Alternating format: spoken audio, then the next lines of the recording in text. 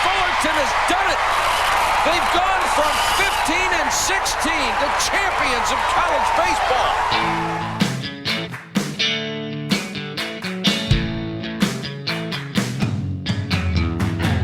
Welcome to the 1,544 Miles to Omaha podcast, talking about the past, present, and future of Cal State Fullerton baseball.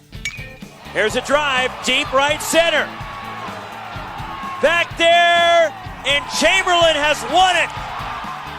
A walk-off homer from the freshman Chamberlain, his first of the year.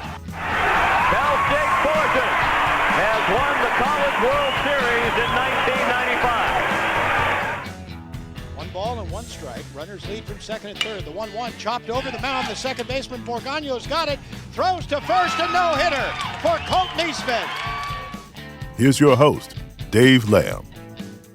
Welcome into episode 76 of the 1544 Miles to Omaha podcast. We are joined again on Twitter Spaces by the All-American Mike Parisi.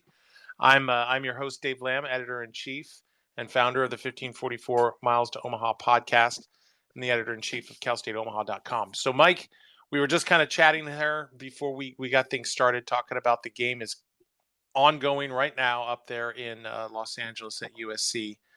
Game is 4-2. Bottom of the eighth, and a man on first. Jojo Ingrassia is in there, and we were kind of chatting a little bit about the game's not over, obviously. So we still have the top of the ninth to go once they get out of this bottom of the eighth. But expressing my frustrations a little bit in the fact that it was just it would have been nice to be able to get this one. Not saying that it's over yet, but if it holds.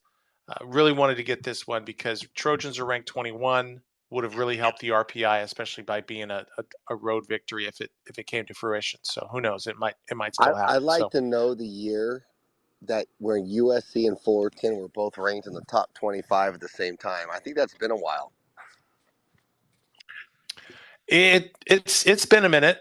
I mean, you'd have to go back to the first thing that leaps off the mind to me would be 1995. Obviously, they played each other in that championship game, but I'm sure the storied history of both these programs.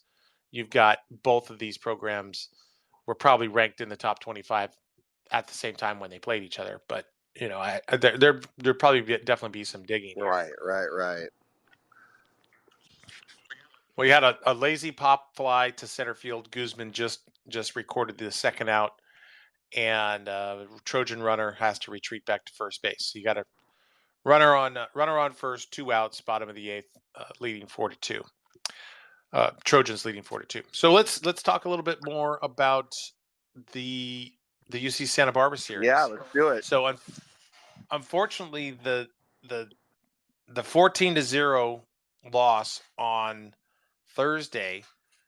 Unfortunately, a lot of people thought that was going to set the tone to the point where the Titans might be in for a really, really long weekend, but then they come back and they rally back and they win the Friday game 2, and then they win in a shutout on Sunday 5-0. Or I'm not sorry, Saturday, because obviously Sunday was Easter. So they win the game 3 5-0 and take 2 or 3 from UC Santa Barbara. So they now have taken over second place in the Big West. First place, if you want to count it, between all the Big West teams that are eligible to be able to go to the postseason, because UC San Diego is still in that Division II to Division I transition where they're ineligible to go play in the NCAA. But they just sit one game back behind UC San Diego in the standings after this past weekend of taking 2 or 3 from the Gauchos. Well, first of all, I'm good friends with Coach Belo. We actually played together in pro ball a little bit. But he celebrated his 50th birthday this weekend, and he gave me a few little insides, and you were correct that our Friday guy was, our Thursday guy got picked. They knew all his pitches. So that's ended up being a rough day, but for Fullerton to rebound and win the next 2, that was awesome. Well, expand a little bit on that and the fact that if the Gauchos were able to read Stoltz's pitches, was he what explain to the layman out there that he was doing some sort of a tell. Most people would compare it to like a poker player. If they've got a good hand, they do something, they make a gesture or they twitch or they scratch their nose or they do something that lets people know like they behave a certain way when they've got a good hand versus when they have a bad hand or whatever it happens to be. It's you're able to read that if they're bluffing or not. So was Tyler doing something, or were they able to steal the signs and know what the pitches were coming? I don't know exactly, but they were picking him for sure. And it either has to do with you're digging in for a curveball or a changeup and your elbow slightly moves and it doesn't move when you throw a fastball. So that could have happened. Maybe something with your index finger. I mean, something just so simple that he didn't do it with all his pitches. And so they knew everything that was happening. And he got roughed up. But if you're getting roughed up and your offense isn't hitting, it doesn't matter if you lose 1-0, 2-1 in conference or 14-0. It's a loss. But it's good that it happened and we won the series because it's something that's going to be corrected. So how do you correct that? If Santa Barbara, who's notorious for picking up signs or being able to read those tells, what's one of those things? Do you just go back and you start looking at the film, knowing, okay, we called a slider, we called a curveball, we called a fastball on this particular count, and then taking a look at what he might be doing that would be tipping it off? I mean, how do you correct something where if he's unconsciously tipping pitches, how do you go and find that? Is it just through film study or how do you do For it? example, for me, I always lifted my elbow when I went to my changeup. So I was a big deep guy, which every time I went to a fastball, I would lift my elbow up too. Like I made sure I was doing the same thing on all my pitches. It's sort of like shaking your head sometimes and throwing the fastball. Like you just got to know, like you got to play the game with these hitters because as a pitcher, I never gave hitters any credit. So he's going to learn what he did and he'll be able to do the same thing on all his pitches from here on out. It was a good learning experience for him. He's a heck of a pitcher. That day didn't work out for him, but the next 2 days did.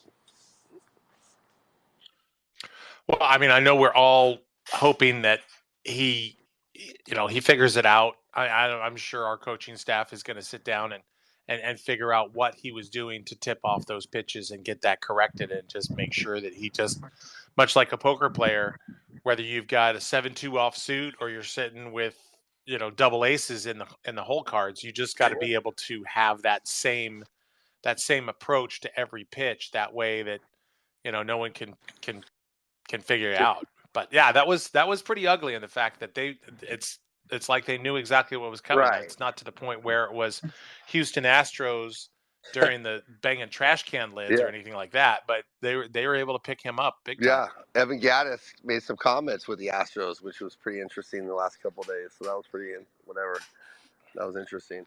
But how about Saturday? I'm more impressed with Saturday, and I'm more impressed with Finn Chester giving us 7 solid innings, and it was his first start, and he was outstanding. That was awesome.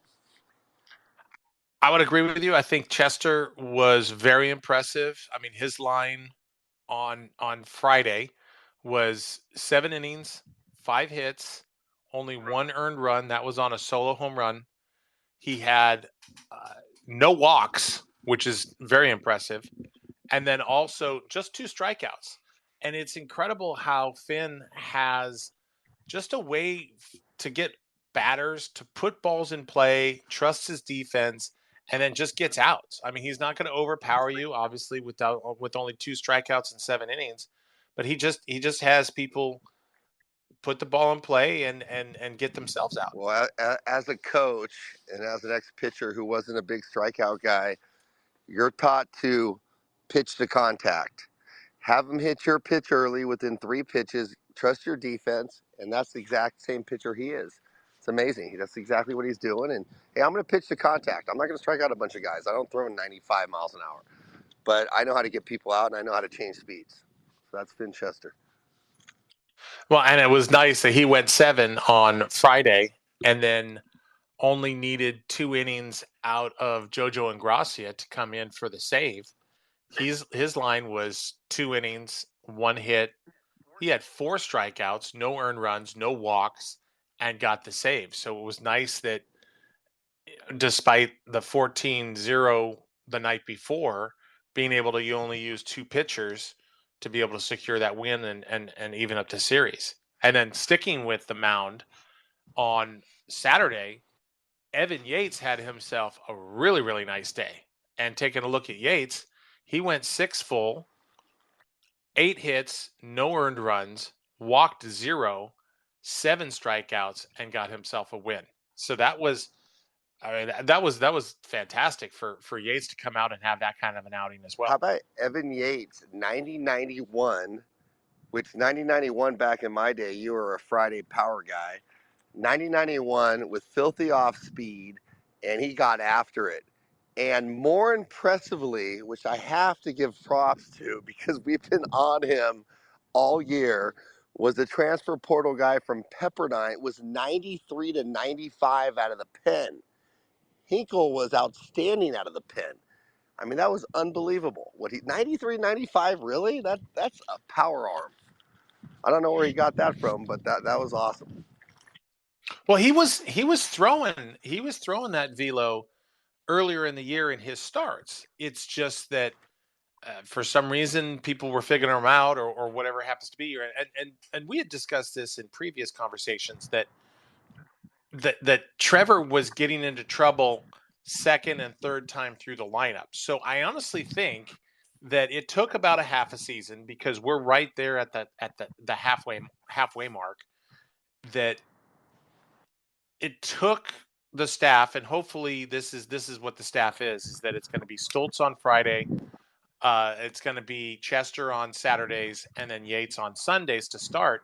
But I think Hinkle is really best suited for being that 3, maybe 4 inning guy, first time through the lineup for sure.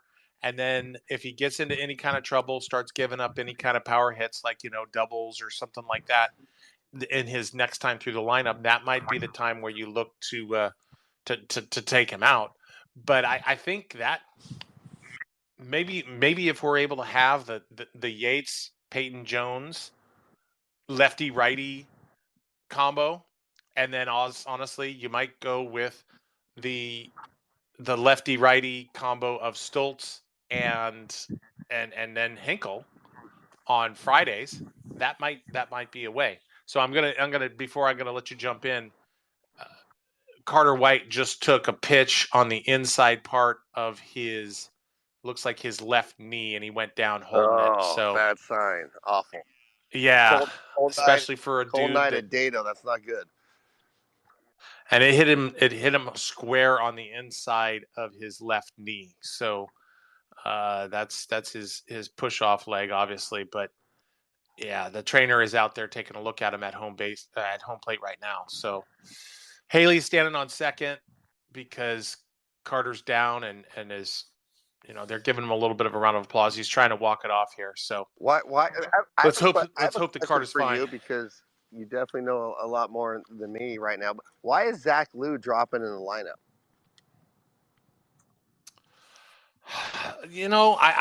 I think just his past performances, he hasn't been lighting the world on fire. So not adding in his stats from tonight, but heading into the USC game, he was 2 for 10 over the weekend. He was 0 for 3 on Thursday, 2 for 4 on Friday, and then he was 0 for 3 on Saturday. So a 2 for 10, that's a 200 batting average for the weekend.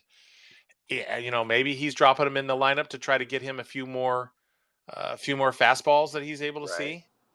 And they got some other hot hitters. I get it, but I was just curious. I mean, we can't complain about their lineup, and we can't complain about the runs that they score. So I'm just curious. Well, a quick update on the game as we're going right now. So Maddox Lotta just laid down a really, really nice bunt right in front of home plate. Advances Carter White to second base, and Jack Haley's now standing on third with 1 out. So we'll see how this one shapes up. I think. So staying, go ahead. Sorry. Going back this, I was just telling you, like, USC lost a lot of players to the portal. Fullerton has been struggling the last few years, and this is Deese's second year. And the first year they improved a little bit, and this year what? But Andy Stankiewicz and Jason Dietrich, they might be two of the top coaches in the country right now for what they're doing with their program in the situation that they're in, which is very impressive because USC has been struggling bad, and nothing against Jason Gill or Teddy Silva, but they've been in the bottom of the pack, and now they're up there in the pack, and Fullerton's up there in the pack. It's pretty impressive. Well, I'll comment on that in a second. Here's an update on the game. So Caden Connor launched one to right field for a sacrifice fly. Unfortunately, 2 outs, but a run across. So now it's 4-3. Trojans lead with 2 outs and a man on second base. So that's Carter White on second with Nate Nailkill up. And so we'll see how this one plays out. But in regards to the Dietrich and the Stankiewicz thing, Andy was one of the. I believe he was. I don't think he was top 3 along with Jason when it came down to the top 3. Nankill grounds it to first, and that looks like it's the game. Man, oh man, that stinks. Yeah. Oh well. So going back to going back to the coaches, I would agree with you. I think both of them have really made some drastic turnarounds with traditional programs to the point where the alumni and the boosters and the fans expect a lot better performance that USC and Cal State Fullerton has put forward in the past 3, 4, 5 years. And I think it's a testament that the search committee for Cal State Fullerton was also looking at Stankiewicz. Obviously Jason Dietrich got the job in the end, but I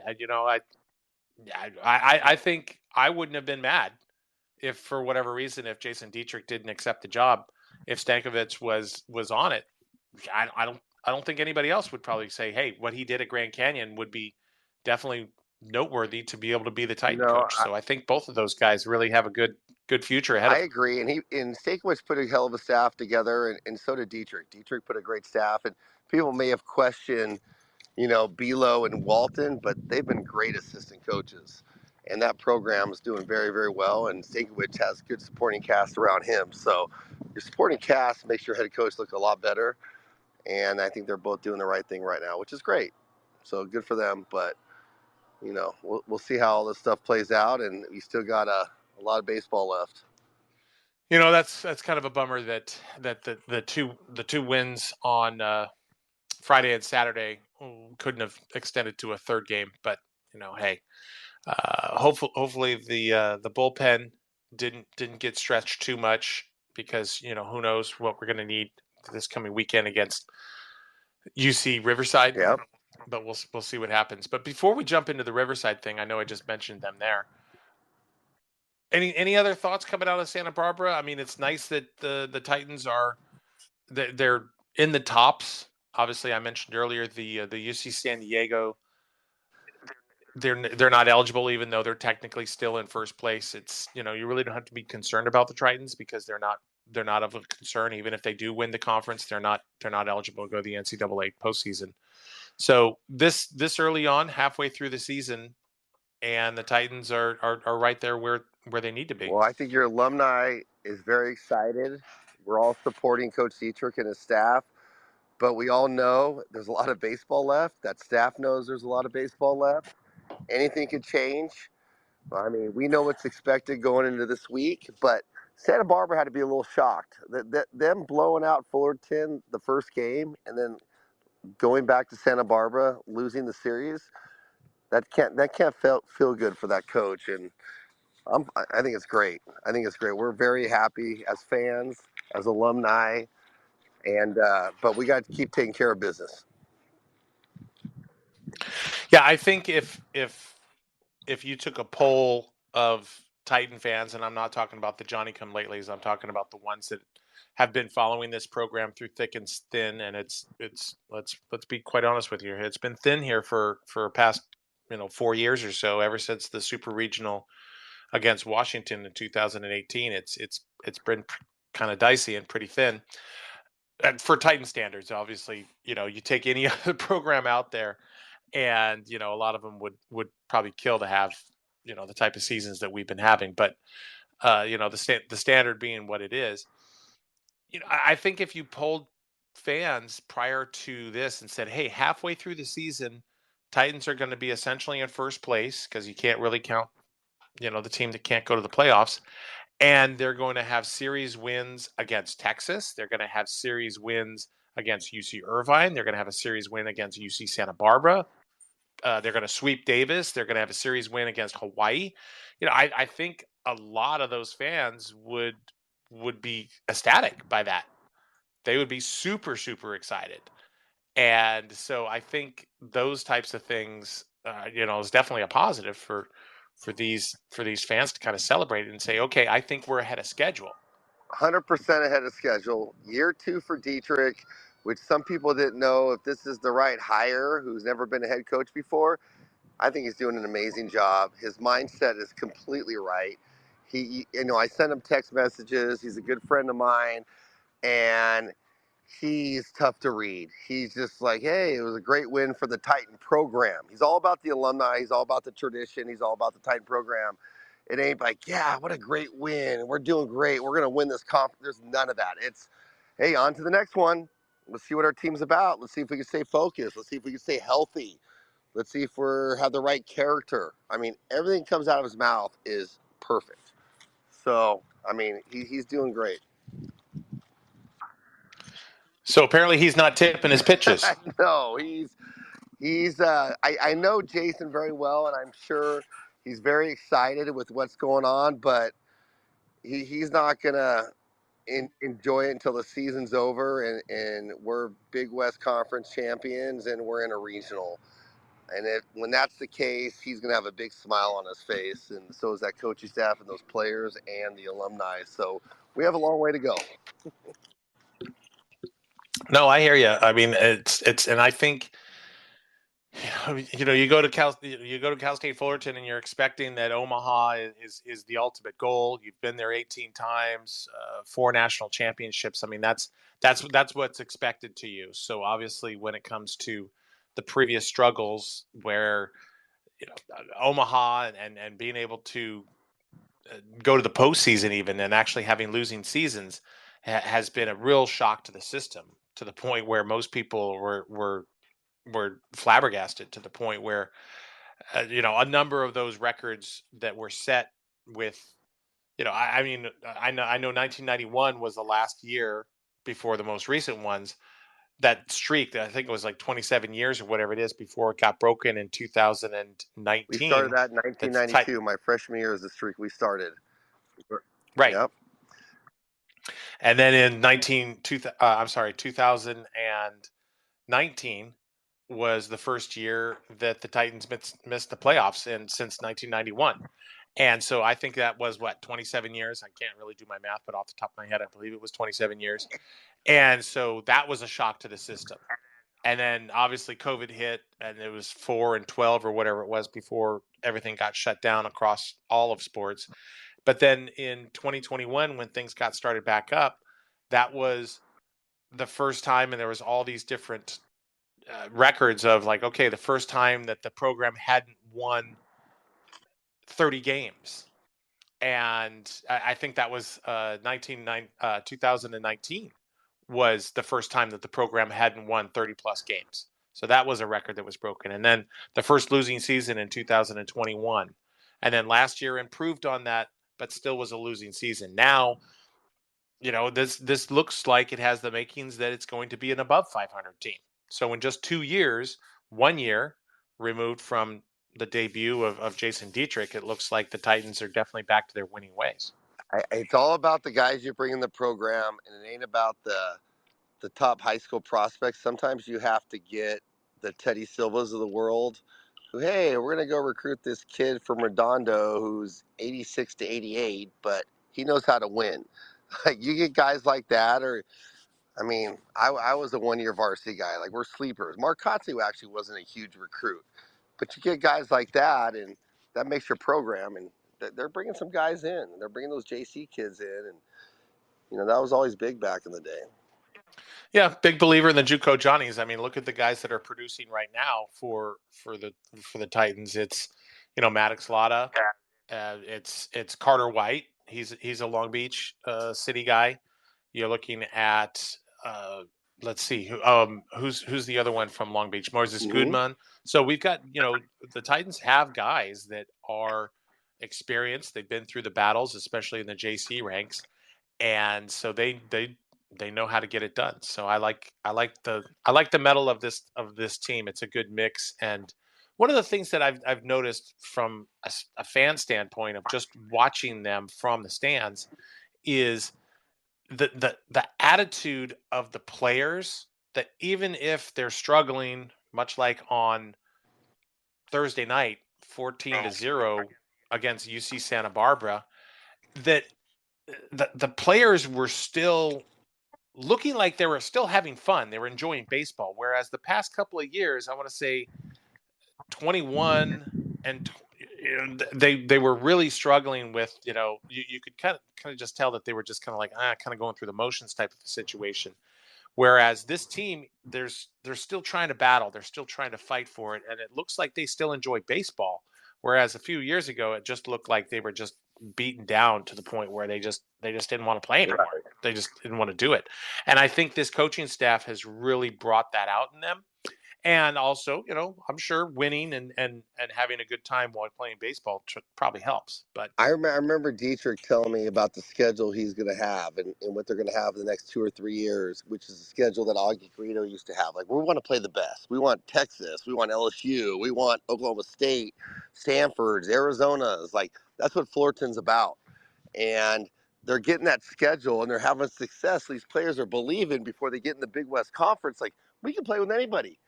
And that's what they're doing. They can play with anybody. And if you watch Fullerton, they honestly step on that field like, hey, we have a chance to win. We're going to win today. And if you don't have that attitude, you shouldn't even be on the field. I think in the past few years, we're already defeated. And we don't have the guys. We don't have the pitching. We don't have the hitting. You don't need first rounders to be a top 10 team in the country. And so this is what they're doing right now. And I hope they keep it up.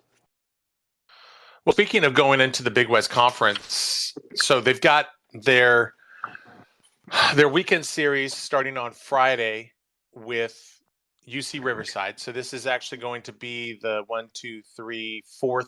5th series in the Big West. And they're taking on UC Riverside. And I don't know how much research you've done on Riverside, but I'm sure you probably know that they are not the powerhouse juggernaut that the Titans faced this past weekend with Santa Barbara coming to town. Who's the head coach at Riverside? It's not still that Percival. Is he still there? No, Percival left a while back. I think once his son got drafted, I think his son got drafted or went free agent to the Dodgers. Right. That Percival left voluntarily, and his excuse was he wants to focus on his son's professional career. So he wants to kind of guide, and I don't know if he was acting as his agent or, how he was doing it, but he decided to voluntarily step away. And I know they've had a few interim guys. I'm not 100% sure if they've lifted that interim label on whomever's there right now, but I know it's tough sledding over there at UC Riverside, to the point where they've been really, really scuffling. And, the past couple of years, they've always kind of been that bottom of the barrel team in the Big West, where that's where they currently reside right now, to the point where, on paper, it looks like this could be just a walkover.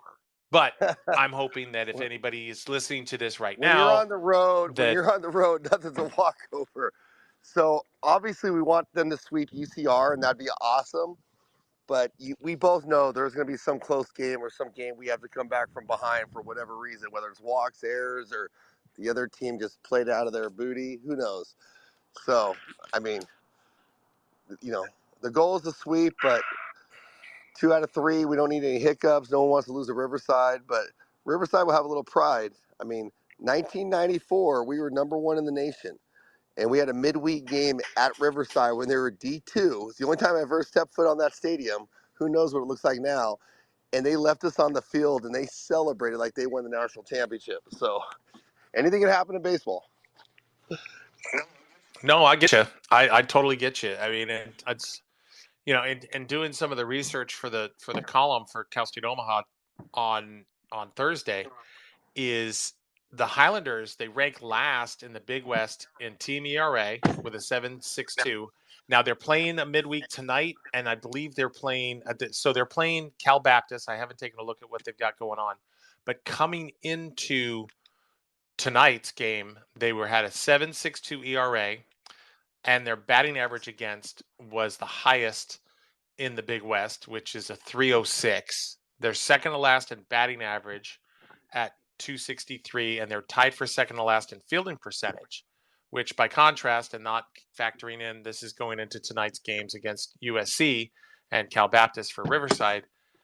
Fullerton ranks tied for first in fielding percentage with a 976, fourth in batting average with a 286, and seventh in team ERA with a 528. So we'll see how that works. There was only four runs scored tonight, and I don't know if all of those were going to be earned runs. So hopefully that ERA is going to come down just a little bit. But the only one for Riverside that looks to be any kind of an offensive threat is a gentleman by the name of Anthony McFarland. He leads them at the plate. He bats .338 with 74 at-bats overall, and his batting average ranks 12th in the Big West, and his on-base percentage, which is a .430, ranks 16th. And no other batters really are hitting above 300 other than McFarland. The next closest one is a gentleman by the name of Jacob Shanks. He's batting .293, and he's had 3 triples this season. And he likes to try to run a little bit and tries to steal some bases. He's stolen 7, which is tied for third in the conference. But also keep of note that he's been caught stealing 4 times, which is number 1 in the Big West. So he likes to run, and he gets thrown out quite a bit. So if Cole Ehrman is listening to this, either right now or later on, get ready to throw on that dude because he likes to run a little bit. Have people tried stealing off us? What happened this week? Did Santa Barbara try running on us? Have they challenged our catcher? And did Max Ortega play at all? No, I don't believe Max did. If he did, let me take a look at the batting stats. I don't believe he did, to the point where I think if he did, he might have had a no, he didn't. I was thinking he might have had a pinch hit in one of the nights, but he did not. He did not get in all night. And then Cole played tonight too. Yeah. So we'll see if Max gets some.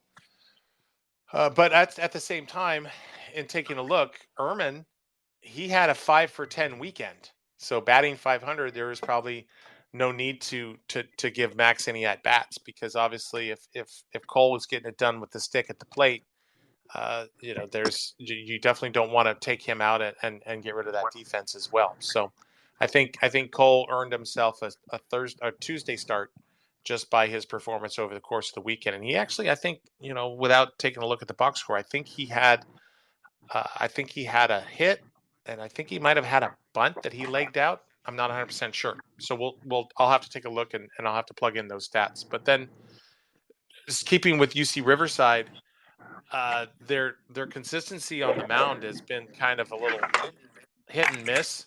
They've had 3 or 4 guys that have started on the weekend, and so I think they're still trying to figure out who's gonna start for them. Could be a guy, Tucker Juline.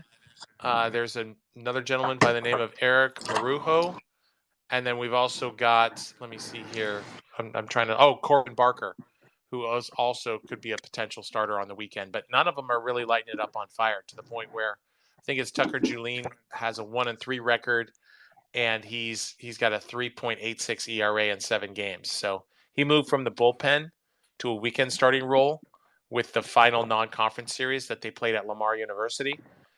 But it's up. We'll see once the game notes come out and they name their starters. We'll see who's going to take the mound for the Highlanders. Right.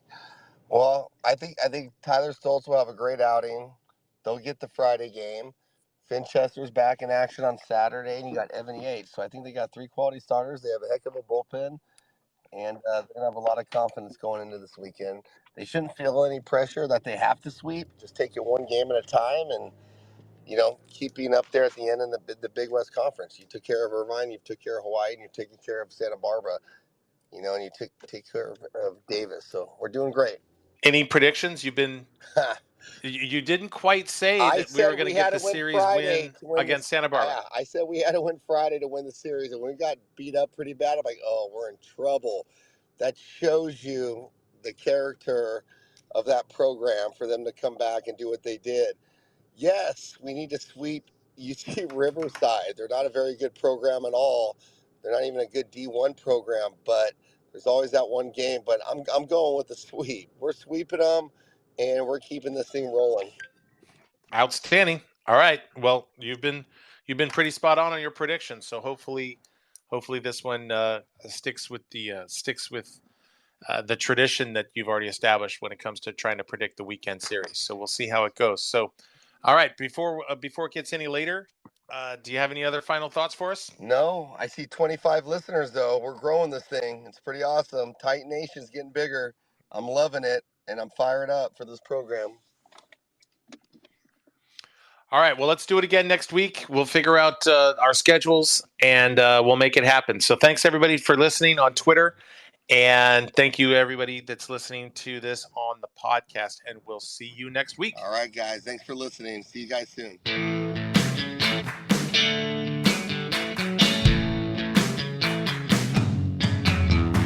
Thanks for listening to the 1544 Miles to Omaha podcast.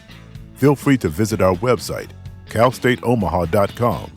While there, you can order an official Cal State Omaha t-shirt from the merch store. Follow the 1544 Miles to Omaha podcast on Twitter and Instagram at CalStateOmaha.